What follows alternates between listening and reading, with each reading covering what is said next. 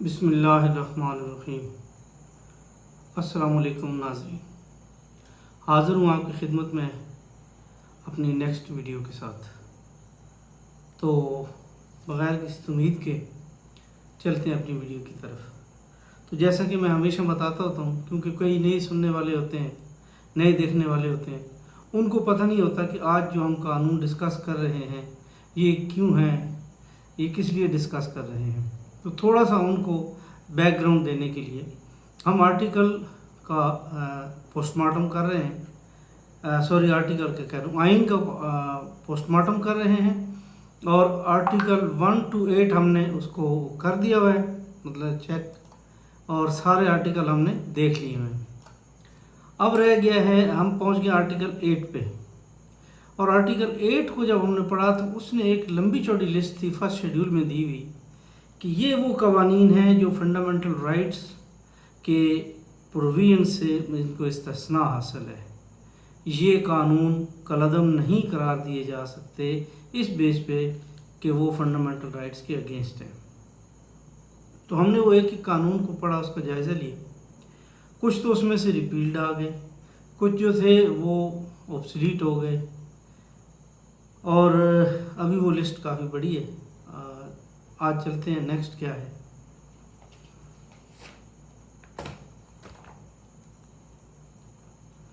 तो जनाब, last time हमने डिस्कस किया था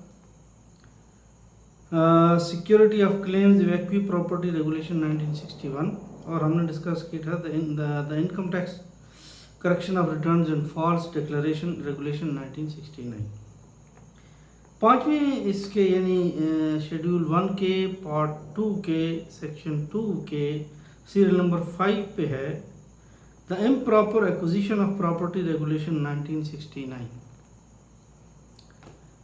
इस कानून को मैंने जब पढ़ा उससे पहले एक एक्ट मेरी नज़र से गुजरा। वो एक्ट था वैलिडेशन ऑफ लॉ एक्ट 1975।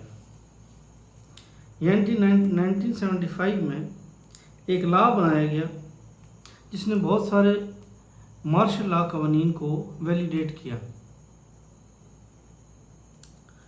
तो 1975 का वो जो एक्ट जब मैंने पढ़ा तो ऑलमोस्ट मेरी चीख निकल गई कि ये क्या हो रहा है। तो वो उसमें आर्टिकल 270 का हवाला दिया हुआ था। आर्टिकल 270 के हवाले से जो पार्लियामेंट को पावर है उसके मुताबिक वो लॉ रिवैलिडेट कर सकती है, वैलिडेट कर सकती है। तो उसके हवाले से उन्होंने इसको किया है। तो मैंने फ़ौरन आर्टिकल 270 पढ़ा और मैं हैरान रह गया कि आर्टिकल 270 का जो पैरा 1 है वो पार्लियामेंट को इख्तियार देता है। अब मैं आपको पढ़ के सुनाता हूँ। Majlis Shoora parliament may by law made in the manner prescribed for legislation for a matter in part 1 of the federal legislative list. ये यकीन जानिए, ये फजूल बातें अगर हम छोड़ दें तो लिखा हुआ है मजलिस शूरा पार्लियामेंट में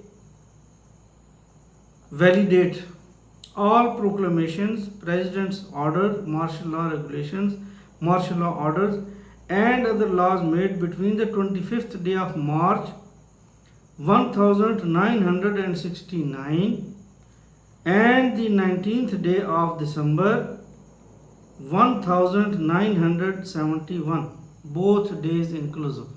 It means कि 270 आर्टिकल के तहत पार्लियामेंट को इख्तियार दे दिया गया कि जो मार्शल लॉ एडमिनिस्ट्रेटर या खान के आर्डर थे और जो आर्डर भुट्टो के थे as a chief martial law administrator, वो चाहे तो इन लॉज को वैलिडेट कर सकती है। जब ये हो गया तो इसी आर्टिकल के हवाले से उन्होंने चंद लॉज को वैलिडेट कर दिया। उसमें लिस्ट में हम नहीं जाएंगे क्योंकि हमारा परव्यू वो नहीं।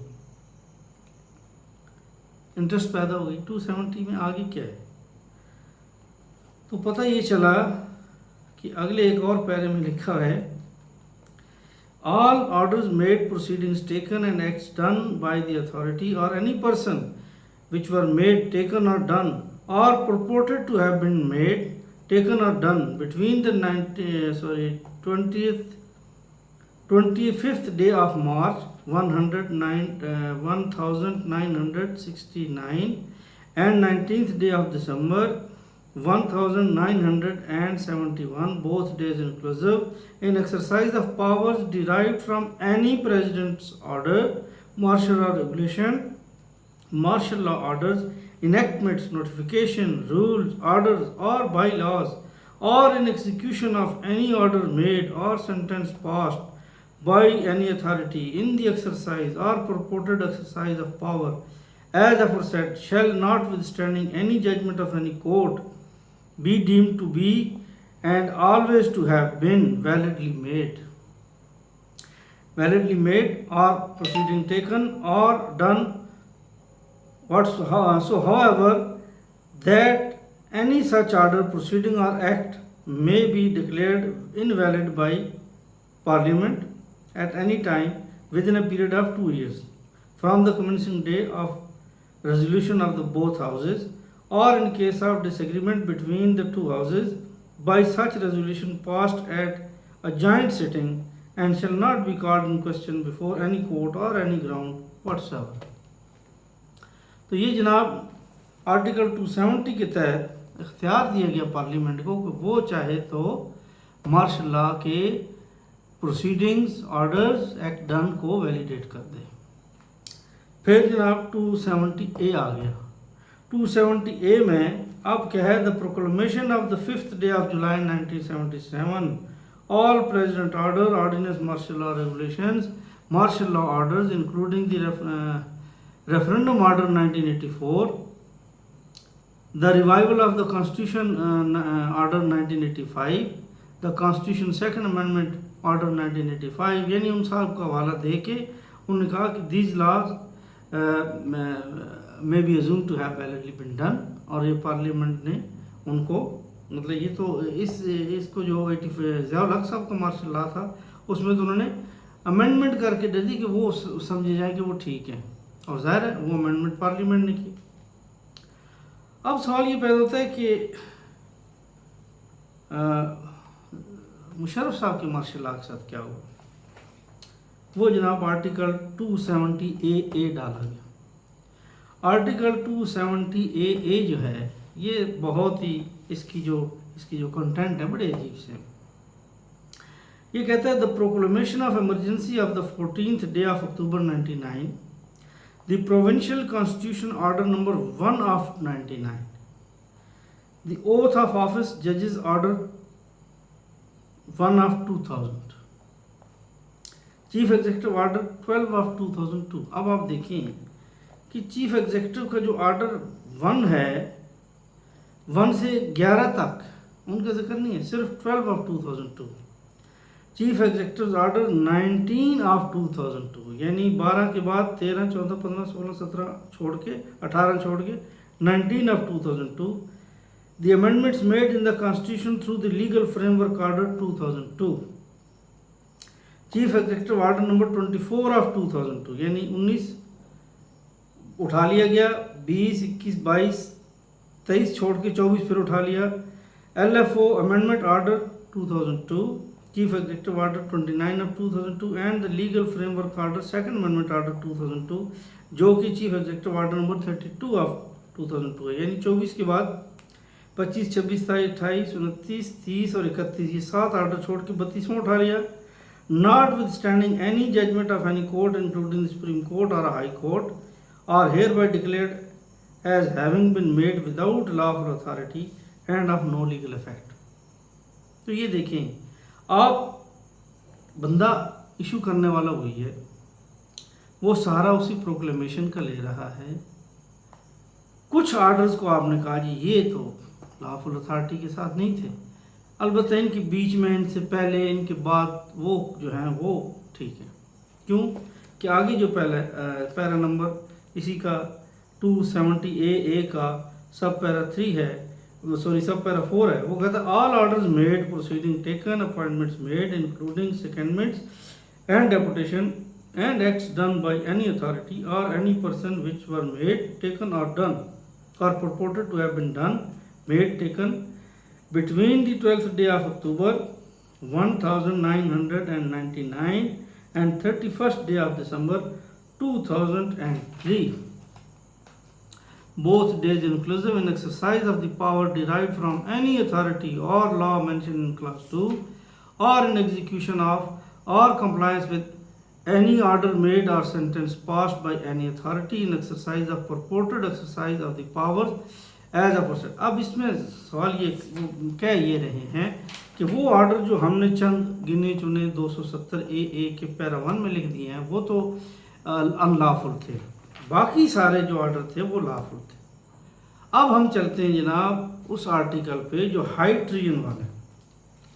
हाई ट्रियन वाला कहता है कि any person who abrogates or subverts or suspends or holds in abeyance or attempts or conspires to abrogate or subvert or suspend or hold in abeyance the Constitution by use of force or show of force or by any other unconstitutional means shall be guilty of the high treason. Para 2 है any person aiding or abetting shall be equally treated. अब वो कहते हैं para 2A है an act of high Trion mentioned in class 1 और class 2 shall not be validated by any court. Court उसको validate नहीं करेगी। ओ भाई साहब, क्या पार्लियामेंट क्यों नहीं करेगी?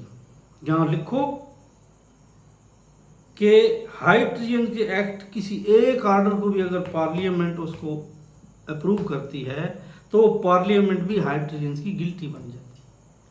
कोर्टों को आपने पाबंद कर दिया कि कोर्ट जो है वो हाई ट्रियंस के एक्ट को वैलिडेट नहीं करेगी। पार्लियामेंट को क्यों नहीं पाबंद किया कि वो भी नहीं करेगी ऐसा? आगे तो पैरा 3 है Majlis Shoora parliament shall by law provide for the punishment of the person found guilty of high Trion.